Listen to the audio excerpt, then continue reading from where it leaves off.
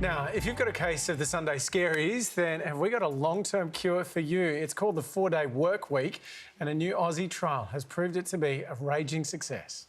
Is it worth it? Let me work it. I put my thing down, flip it and reverse it. You said it, Missy Elliott, and all across the country, the work week is finally getting flipped and reversed too. I think the 4-day work week, even trialling it, it gives you an opportunity to really grow your business, and that's really exciting from an opportunities point of view. But it's also quite scary to open up the guts of your business and see how you can make it more efficient.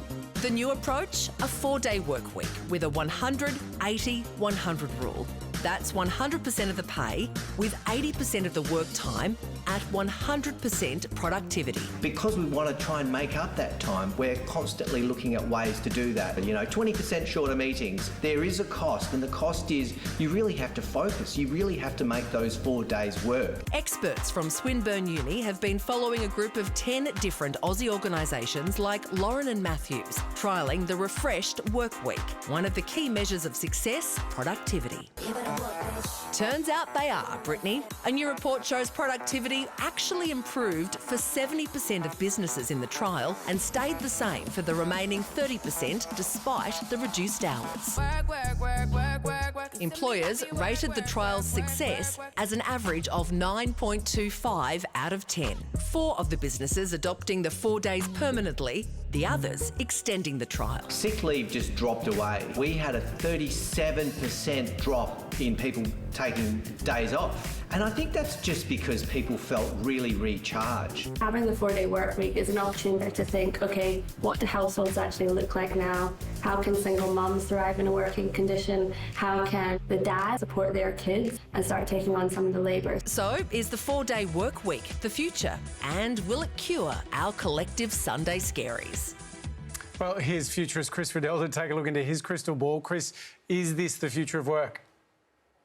I desperately hope so. I mean, how many years have we been talking about having a 4-day work week, and here we are again. And it seems like we're still struggling to get to the idea that actually it is a really good option. In fact, it means that we have this true work-life balance that we've been prophesising about for so long.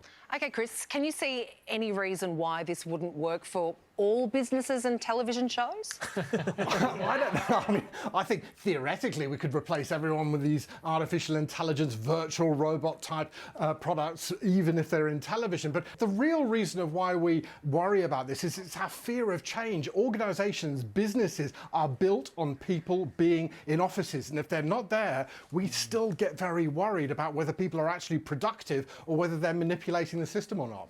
But what about the time off? Is it actually going to be that useful? Because if you, for example, take off every Friday, does that make it sort of a big faux pas then to ask your boss if you can go to the dentist on a Wednesday morning, I think fundamentally the most important thing here is if we're talking about taking a 4-day work week, this does not apply to children. We still send our kids to school 5 days a week, and that doesn't change. But it does give us so much more flexibility, and that's what people are after. If you want the best of the best when it comes to talent as a business, if you want to recruit the best people, these are now things that are at the top of the list of what people are looking for. It's that true flexibility around how can I have a life at home and also blend that with my work without overstretching and dedicating myself just to being at work. Chris, why is it that you hate your children?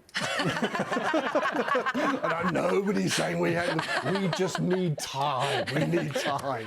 Chris, I'm really curious about this, though, right? Because you're talking about us getting paid the same but doing the work in 4 days, same amount of productivity. Either that means for the 4 days you're working way harder than you are currently, or currently you're wasting your time not working so hard much enough. that it, yeah. It's so true, but the studies have actually been proving that if you have people working at home more and you give them more flexibility, they actually work harder to be able to prove that they're working from home is a good thing in the first place. So the studies have shown this. We've got the data, we've got the insights on this.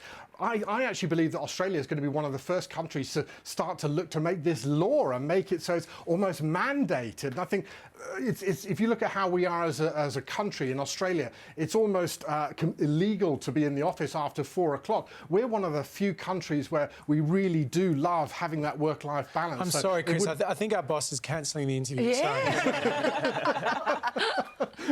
We're done. Chris, you are a futurist, which means you own a DeLorean and a Black Mirror. Can you look into the future and tell us, can we eventually look forward to a 3-day or even a 2-day work week? I think we should even be looking forward to not even working at all. Thank How can we you. use technology to replace us and pretend that we're there and nobody will know? Chris Riddell, thanks for talking to us. Thanks, guys.